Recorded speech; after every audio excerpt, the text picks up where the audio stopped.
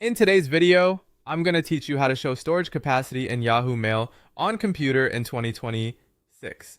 To get started, open your web browser and go to yahoo.com. This is the main Yahoo homepage, and it's the easiest place to begin if you want to access your Yahoo Mail account from a computer. Make sure you're signed in first because you'll need to be logged into your account to view your mailbox storage details.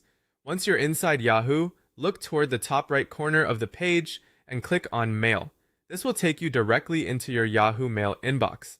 If the page takes a moment to load, just give it a few seconds.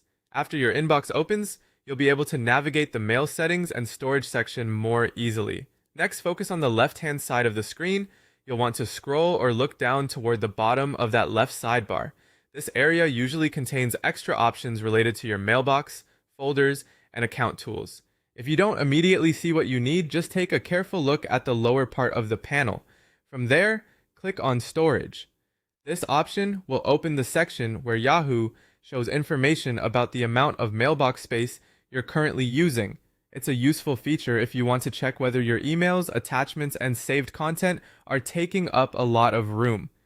After you click Storage, you'll be able to see your storage capacity. This page typically shows how much space is being used and how much is still available in your Yahoo Mail account.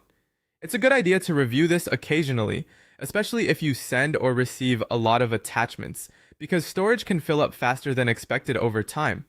On the same page, you may also see the option to choose a plan for more storage. If your current space is getting close to full, Yahoo may offer an upgrade or additional storage-related options. This can be helpful if you want to keep more emails and files without needing to delete older messages right away.